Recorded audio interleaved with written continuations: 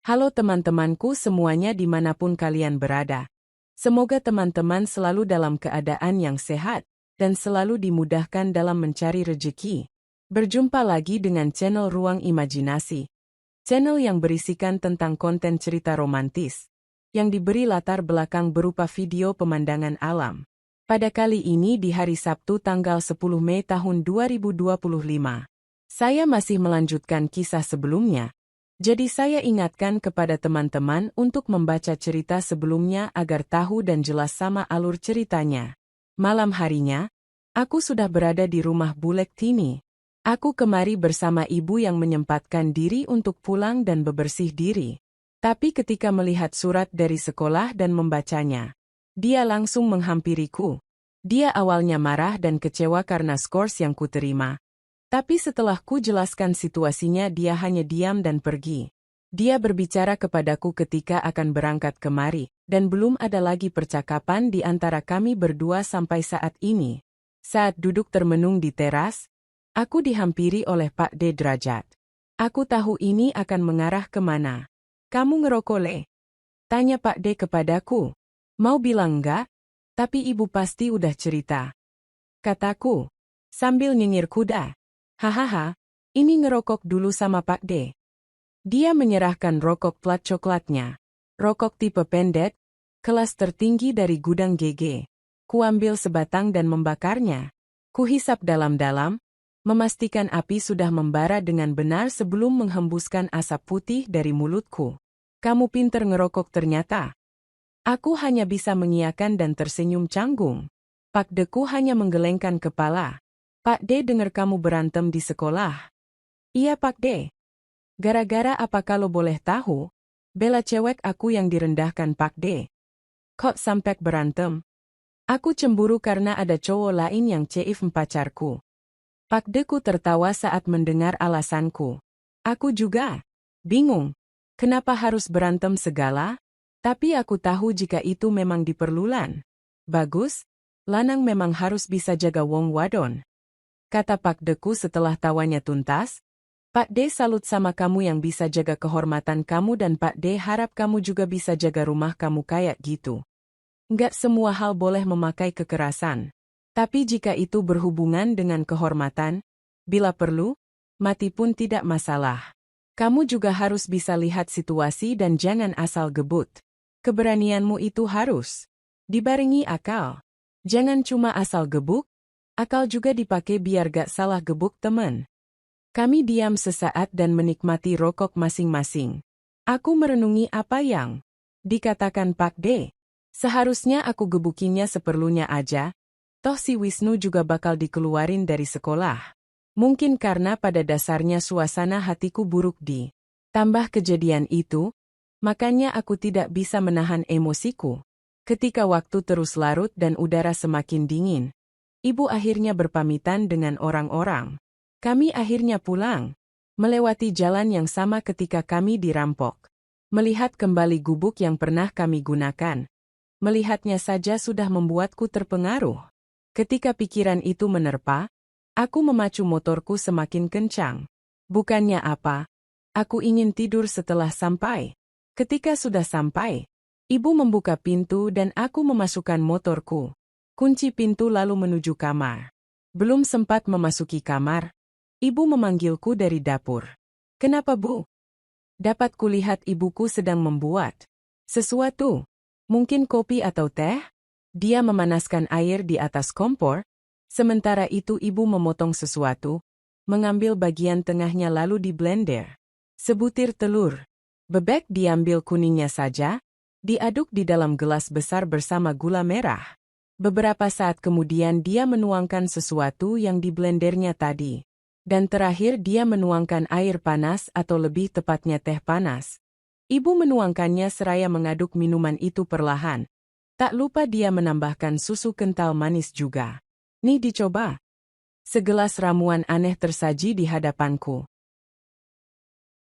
Di pagi hari, aku dan ibu melanjutkan kembali. Aku yang ditinggal ibu, akhirnya mencuci pakaian dan menyelesaikan mandiku juga. Saat keluar dari kamar mandi, berniat menjemur baju, Aku melihat ibu sudah menunggu di meja makan. Dia memanggilku dan aku sarapan hanya dengan handuk yang membalutnya. Nasi goreng telur dengan bumbu yang sederhana. Itu sudah terasa sangat enak. Mungkin karena kelelahan setelah kerja bakti 4 kali sejak semalam, atau memang aku yang lapar. Entahlah. Yang jelas aku menghabiskan 2 porsi nasi goreng untuk sarapan pagi itu. Ibu tertawa saat melihat aku makan dengan lahapnya. Kayak kuli aja kamu. Katanya. Kan semalam aku garap tugas? Belum tadi ini. Alah, yang terakhir setengah jadi aja sombong. Ternyata ibu masih jengkel setelah acara singkat di kamar mandi tadi. Kami menyelesaikan sarapan kami dan ibu kembali ke kamarnya. Sementara aku menjemur pakaian yang aku cuci tadi. Kami berdua beristirahat sampai tengah hari. Ibu, yang hari ini juga harus pergi ke rumah Bulek Tini untuk membantu menyiapkan makanan. Hari ini juga akan disajikan makanan di acara tahlilan Pak Lek Setu. Sudah tentu itu tidak bisa dielakkan. Sudah menjadi tradisi masyarakat sekitar atau mungkin secara luas memang begitu tradisinya. Saat ingin berangkat itulah, Fitri datang ke rumahku. Pada akhirnya ibu berangkat sendiri dan meninggalkan kami berdua setelah memberi peringatan keras.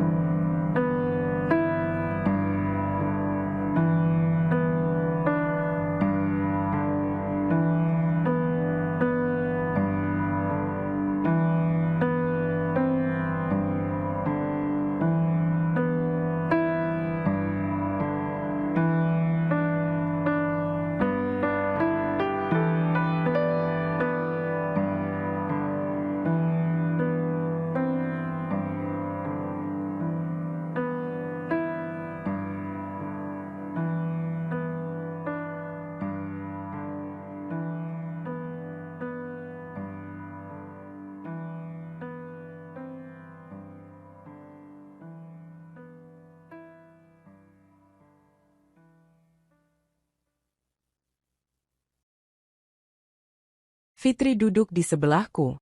Di hadapannya sudah tersaji teh hangat. Aku mendiamkannya, begitu pula dirinya yang masih diam juga. Kami berdua sangat canggung. Hatiku yang masih marah dan dia yang mungkin masih memikirkan kata yang tepat. Pada akhirnya, selama 30 menit kami mendiamkan satu sama lain.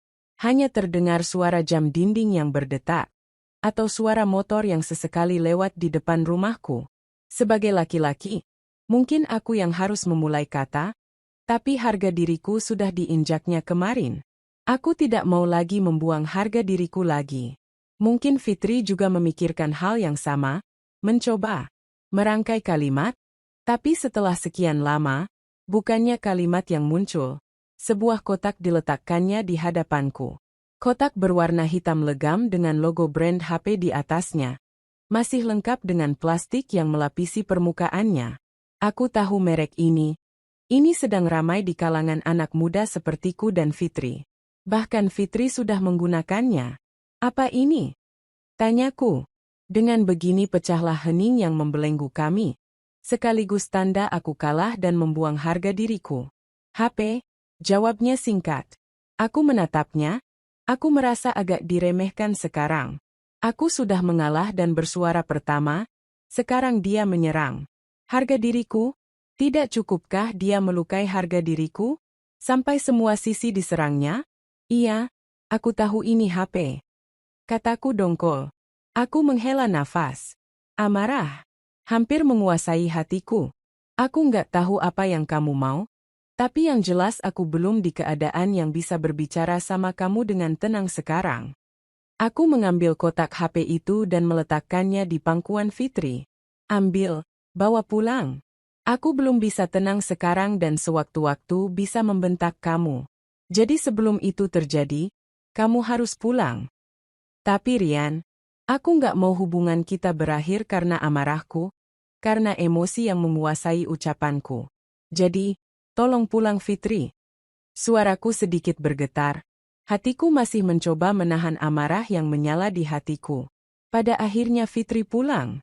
Matanya sembab, seperti menahan tangis. Ingin aku menahannya di sini tapi aku sadar. Amarahku masih menguasai hatiku dan aku tidak yakin bisa menahannya lebih lama lagi.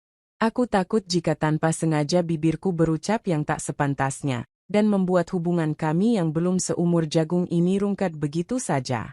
Aku mengiringi kepergian Fitri dari rumahku dengan tatapan getir. Aku tahu niatnya dan aku tahu apa yang seharusnya kulakukan. Sayangnya sekali lagi, aku ucapkan, aku tidak bisa melukai harga diriku lebih jauh lagi. Sebagai laki-laki, tentu itu adalah hal yang penting dan aku yakin banyak yang akan mengerti aku. Tapi sejauh apa aku bisa mempertahankan harga diriku? Pantaskah cintaku pupus hanya karena harga diri? Atau sebaliknya, pantaskah harga diriku digadai cinta? Aku tidak tahu. Aku tidak tahu lagi apa yang harus kulakukan. Mungkin berbincang dengan sanak keluarga ayahku bisa membuatku lebih tenang dan mungkin aku bisa mendapat solusi dari masalah ini. Malamnya, setelah seusai tahlilan aku duduk di teras rumah Bulek Tini. Pak D. Derajat yang mulutnya sibuk menghisap rokok filternya sesekali memberiku nasihat. Mungkin dia jengah melihatku yang tidak bersemangat ini. Kenapa kamu le? Tanya Pak D. Derajat. Aku hanya menggelengkan kepalaku sebagai jawaban.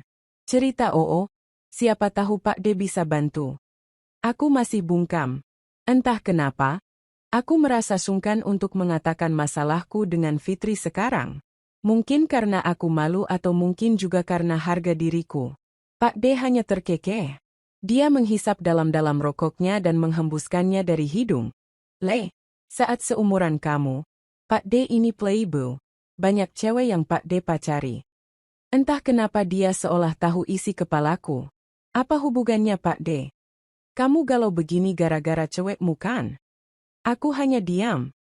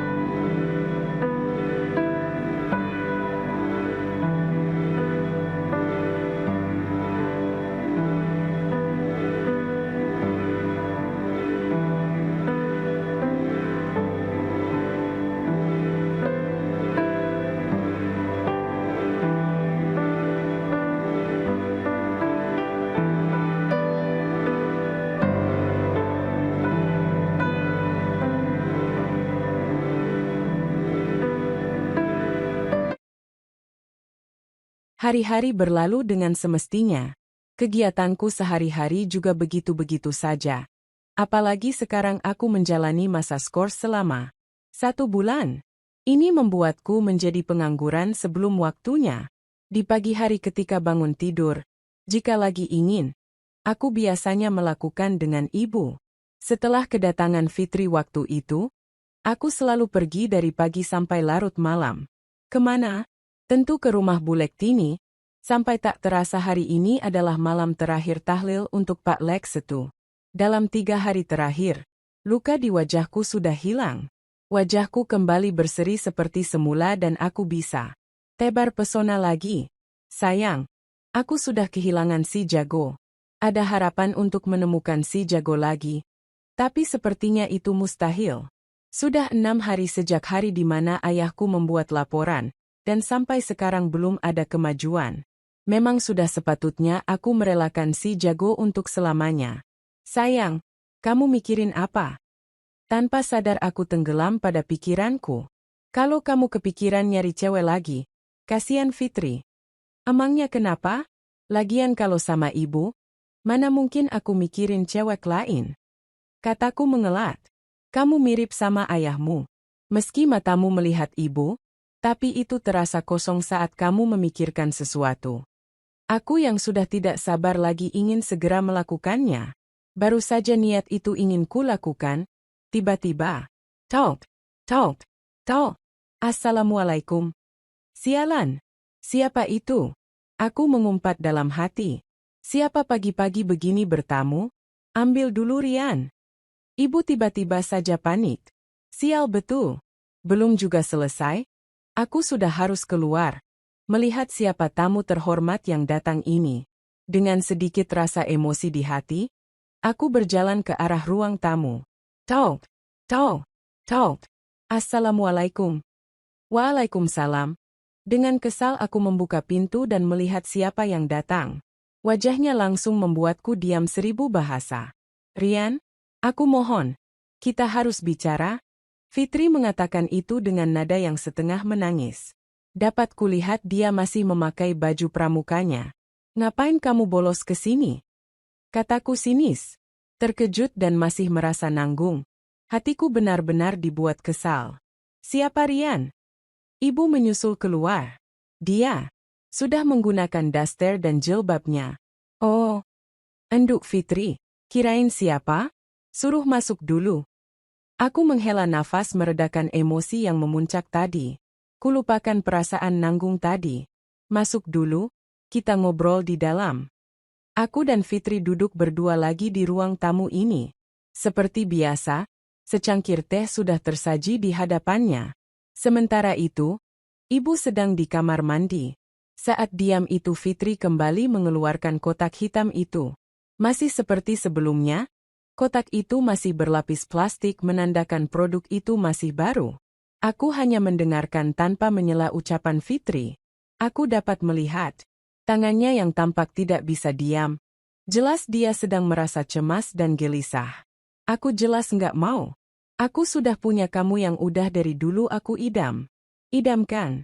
Aku nggak mau harus pergi ninggalin kamu. Dia merebahkan kepalanya. Beberapa detik kemudian dia sesenggukan.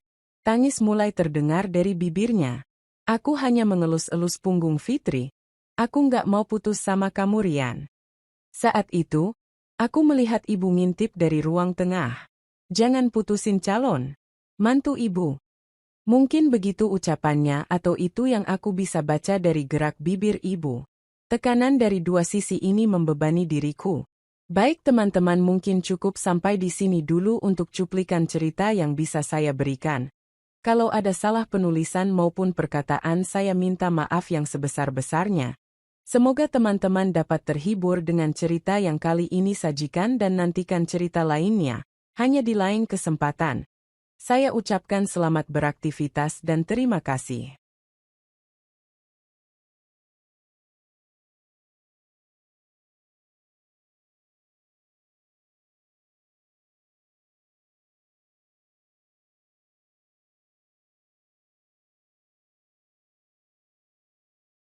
Namaku Dadan, umurku 26 tahun. Istriku bernama Linda. Dia adalah seorang wanita yang cantik, menarik dan penuh kasih sayang. Kami belum bikarun dari momongan, karena usia pernikahan kami baru menginjak 1 tahun. Linda, istriku itu dulunya dibesarkan oleh budinya yang tinggal di sebuah desa. Karena kedua orang tuanya itu memiliki anak lumayan banyak, sedangkan Budi Hartini tidak memilikinya. Sehingga dengan tujuan sebagai pancingan, istriku itu dibesarkan olehnya bersama suaminya. Namanya Budi Hartini, tapi orang-orang di desanya sering memanggilnya Butini.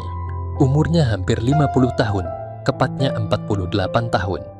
Istriku sendiri, umurnya sekarang ini 25 tahun. Budi Hartini memang dulu menikah di usia muda.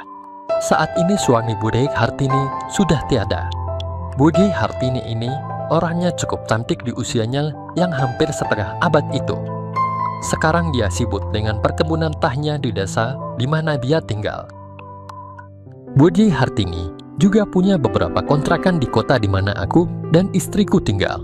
Tapi sudah ada orang terpercaya yang menangani. Jadi Budi Hartini tinggal terima bayar saja. Sama halnya di perkebunan itu, sebenarnya sudah ada manajemennya. Namun Budi Hartini tetap memilih tinggal di desa dekat perkebunannya itu, lebih tenang katanya. Belakangan ini, Budi Hartini sedang mengembangkan bisnisnya di kota. Karena bisnis baru, Budi Hartini pun berniat akan mengawasinya dengan intens. Bisnis barunya adalah bisnis percetakan. Dia tidak sendiri dalam merintis bisnis barunya itu, tapi bersama dengan kolega-koleganya. Untuk mempermudah dalam pengawasan, akhirnya dia pindah ke kota, yaitu ke kota di mana aku dan istriku tinggal. Akhirnya Budi Hartini pun tentunya jadi tinggal serumah dengan kami. Tidak etis rasanya berada di kota yang sama. Budi Hartini yang telah membesarkan istriku itu, kalau harus disuruh tinggal sendirian. Begitulah pikiran istriku. Dari sinilah awal terjadinya hubungan khusus antara aku dengan Budi Hartini, yang akhirnya tidak dapat dicegah lagi. Pagi itu, aku dan istriku menunggu kedatangan Budi Hartini di stasiun. Tidak menunggu lama, terdengarlah bunyi kereta berhenti. Sepertinya ini kereta yang ditumpangi Budi Hartini. Beberapa saat kemudian, HP istriku berbunyi dan dia mengangkatnya. Linda, Budi, sudah sampai di stasiun sekarang. Iya Budi, aku sama Mas Dadan juga sudah di stasiun kok, ucap istriku. Budi Lia, tanyaku pada istriku. Iya, berarti tadi yang kereta terakhir itu benar yang ditumpangi Budian Mas, jawab istriku. Aku cuma mengangguk. Selanjutnya aku perhatikan orang-orang yang keluar dari gerbong kereta itu, yaitu untuk mencari Budi Hartini. Terakhir kali aku melihat Budi Hartini adalah waktu aku menikah dengan istriku. Cukup lama memang, walaupun begitu sebagai suami dari istriku yang dibesarkan olehnya itu, komunikasi kami cukup lancar dari telepon. Di hari pernikahanku dulu, aku mengira kalau Budi Hartini penampilan itu akan bersahaja karena tinggalnya di desa, yaitu layaknya orang-orang kebanyakan. Ternyata perkiraanku itu salah. Budi Hartini di hari pernikahanku tampil dengan cantik dengan pakaian yang bagus, layaknya seorang petinggi perusahaan. Aku kembali mengingat masa itu, betapa cantik dan menawannya Budi Hartini kala itu. Bahkan secara tidak sengaja aku pun sempat membandingkan penampilannya itu dengan istriku. Istriku memang tergolong orang yang cuek dengan penampilannya. Kalau dilihat-lihat sih, sebenarnya istriku juga sangat cantik. Istilahnya mungkin di atas langit, ada langit hei. Di usianya yang tidak muda lagi itu, masih ada sisa-sisa kecantikan yang dimilikinya. Tapi ya itu tadi, istriku itu orangnya yang tidak memperdulikan penampilan luar. Padahal menurutku penampilan awal itu bisa menentukan penilaian selanjutnya loh. Tapi aku tetap sayang kok sama istriku itu. Biar bagaimanapun juga, dia pilihanku. Di tengah lamunanku itu, aku melihat seorang wanita yang sangat aku kenal. Ya, dialah Budi Hartini. Penampilannya kali ini membuatku secara refleks sempat tertegun. Perasaan apa ini, batinku? Aku langsung berusaha mengusir pikiranku itu jauh-jauh. Mungkin ini hanya perasaan kagumku saja. Tetapi memang penampilan Bude Hartini saat itu sangat cantik di usianya yang tidak muda lagi itu. "Selamat datang Bude," ucap istriku yang langsung diikuti dengan bersalaman dan mencium tangan Budanya itu. Aku pun ikut melakukan hal yang sama pada Bude Hartini. "Tasnya biar aku masukkan di bagasi Bude," lanjut istriku seraya langsung menulurkan tangannya, mengambil satu-satunya tas yang dipenteng Bude Hartini sedari tadi. "Udah gak usah Lin, aku bisa sendiri kok," sergah Bude Hartini diiringi senyumnya yang menampakkan lasung tipitnya. Duh manisnya, aku jadi tersipu malu melihat Bude Hartini saat itu. "Gimana perjalanannya tadi Bude?" tanyaku. "Biasa saja mas, gitu-gitu saja. Lumayan ngantuk juga tadi di dalam kereta," jawab Bude Hartini. Dia langsung meletakkan tasnya di bagasi. Kami pun segera kembali ke rumah. Singkat cerita, seminggu sejak kedatangan Bude Hartini di rumah kami, aku, istriku dan Bude Hartini sudah sibuk dengan urusan sendiri-sendiri. Kegiatanku yang rutin sebelum kedatangan Bude Hartini pun tak berubah. Hanya saja aku merasakan suasana rumahku jadi tidak begitu sepi lagi, seperti hari-hari sebelum kedatangannya. Pagi-pagi buta seperti biasa, Bude Hartini selalu pergi keluar rumah. Dia pergi untuk jogging di taman dekat rumah. Di perumahan tempat kami tinggal, memang terdapat taman yang digunakan masyarakat sekitar untuk berbagai macam kegiatan, termasuk untuk sekedar jalan-jalan atau olahraga di pagi harinya. Sesekali Bude Hartini juga ikut sarapan bareng, tapi seringnya dia belum pulang dari olahraga pas aku dan istriku sedang sarapan. Bude Hartini tinggal di kotaku ini memang untuk mengurusi bisnis barunya. Biasanya dia akan pergi ke tempat usahanya itu sekitar jam 9-an dan pulangnya jam 4 atau 3 sore, tidak tentu.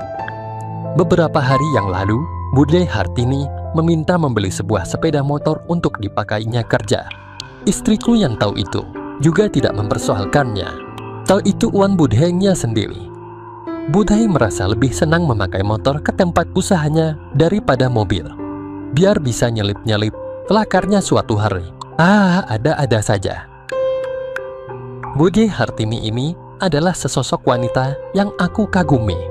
Aku takut kekagumanku ini akan membawaku ke arah yang seharusnya tidak aku lalui. Tapi selalu aku tepis mentah-mentah perasaanku itu. Aku katakan pada diriku bahwa aku hanya kagum dengan sosok Bude Hartini itu, tidak lebih. Aku berusaha berpikir positif saja untuk meredam perasaan-perasaan aneh itu. Sejak tinggal dengan Bude Hartini, aku juga semakin tahu sifat-sifat Bude Hartini yang sebelumnya tidak aku ketahui. Bude Hartini adalah orang yang mudah bergaul dalam masyarakat. Mungkin juga karena dia yang suka jogging tiap pagi dan suka jalan-jalan sore juga. Akhirnya Bude bertemu dan bercengkrama dengan warga sekitar. Suatu malam, kami bertiga makan malam bersama di meja makan sambil berbincang-bincang. Bude Hartini bercerita mengenai bisnis percetakannya. Katanya Bude Hartini dan para koleganya sedang sibuk mengurusi perizinan dari pemerintah dan juga masih dalam tahap perekrutan tenaga kerja. Obrolan kami berlanjut di ruang keluarga. Sekitar pukul 9:30, aku undur diri dari percakapan keluarga kami itu. Istriku dan Bude Hartini masih asik dengan obrolannya tentang politik sambil nonton berita di TV. Aku bilang kalau aku sudah ngantuk dan ingin istirahat. Padahal sebenarnya aku akan menyiapkan diri untuk memberikan kejutan untuk istriku. Dalam hati aku berkata, aku tunggu di kamar ya istriku sayang. Seraya aku melangkah ke kamar. Aku sudah ingin sekali malam ini. Aku butuh penyelesaian. Aku tersenyum sendiri membayangkan apa yang akan aku berikan untuk istriku tercinta. Aku pun duduk di kursi depan cermin dan mengambil parfum yang ada di sana. Ku semprotkan parfum itu agar nanti istriku akan lebih bersemangat saat mengarungi samuderanan luas berdua. Sambil menunggu kedatangan istriku, aku menyisir rambutku. Ketlep, terdengar suara pintu kamarku dibuka. Aku yang masih di depan cermin menoleh ke arah pintu. Ternyata istriku. Dia tampak terkejut ketika melihatku sedang duduk di depan cermin dengan penampilan yang berbeda dari biasanya. Terlihat jelas istriku menatap takjub ke arahku. "Mau tidur sayang?" Tanyaku seraya berdiri untuk menyambutnya. Tidur mana bisa tidur kalau lihat kamu seperti itu, Mas, jawabnya seraya menghampiri gue. Kamu suka sayang? Tanyaku. Siapa yang gak suka kalau lihat kamu seperti ini, Mas? Jawabnya. Setelah berkata seperti itu, secara cepat istriku pun memulainya lebih dulu. Dan aku menyambutnya dengan senang hati. Karena memang itu yang aku inginkan di malam itu. Istriku malam itu semangat sekali, tidak seperti biasanya, entah karena apa. Ataukah karena penampilanku malam itu. Entahlah, yang jelas malam itu istriku dengan cepat memperolehnya dan langsung tertidur, sedangkan aku masih nanggung. Dia tidak tahu bahwa suaminya yang ada di sampingnya ini sedang resah karena menanggung. Aku gelisah sendiri malam itu jadinya. Aku mencoba memejamkan mataku untuk tidur, tapi tidak bisa. Karena aku butuh penuntasan. Kenapa malam yang seharusnya membuatku bahagia ini malah berakhir seperti ini? Aku pusing tidak jelas jadinya. Aku mencoba menenangkan diri agar detak jantungku kembali normal dan keinginanku jadi turun. Sepertinya air putih di kulkas bisa mendinginkan pikirku. Aku pun bangun dari kasurku dan beranjak ke dapur untuk ambil air putih. Dengan santainya aku pergi ke dapur. Kali ini aku sungguh lupa kalau aku tidak tinggal berdua saja di rumah ini bersama istriku, tetapi Bude Hartini juga. Kegelisahanku malam itu telah membuatku sedikit lupa keadaan rumah. Setelah sampai di depan kulkas, aku pun membuka pintunya dan mengambil air putih dingin dan menuangkannya ke dalam gelas. Saat aku sedang meminumnya, tiba-tiba keluar seseorang dari kamar mandi. Kamar mandi di rumahku itu memang berdekatan dengan dapur, dan kalau mau ke kamar mandi, harus melewati dapur dulu. Aku terkejut ketika melihat siapa yang keluar dari kamar mandi itu. Ternyata Bude Hartini. Aku kaget sekali dan membuatku tersedar. Di dekat kamar mandi itu, Bude Hartini juga termangu saat melihatku. Dan aku juga lupa menutupinya dengan baik dan benar. Keadaanku yang sehabis melakukan kewajiban dengan istriku, sehingga terpampang gelas di depan mata Bude Hartini. Sungguh suasana yang tidak enak sekali. Mas, kamu belum tidur? Tanya Bude Hartini memecah suasana. Dia menatap mataku dengan kalem seperti tidak terjadi apa-apa. Belum Bude. Ini lagi mau tidur tapi haus. Jadi minum dulu, jawabku. Kalau begitu aku ke kamar dulu ya Bude. Selamat malam, lanjutku. Selanjutnya aku berjalan dengan cepat keluar menuju kamarku. Setelah masuk ke kamar, aku menutup dan menguncinya dengan cepat. Aku bersandar di daun pintu dengan nafas tak beraturan. Malunya aku pukul-pukul dengan pelan kepalaku sambil menyalahkan diri sendiri. Mengapa aku bertindak begitu ceroboh? Aku tidak tahu harus bagaimana besok pagi jika bertemu dengan Bude Hartini lagi. Aku tahu ini adalah sebuah kesalahan, tapi aku tidak bisa menahan diriku dari rasa salah itu. Bisa dikatakan ini adalah kesalahan yang manis buatku. Karena selama ada Bude Hartini yang tinggal di rumahku, diam-diam aku selalu memperhatikannya.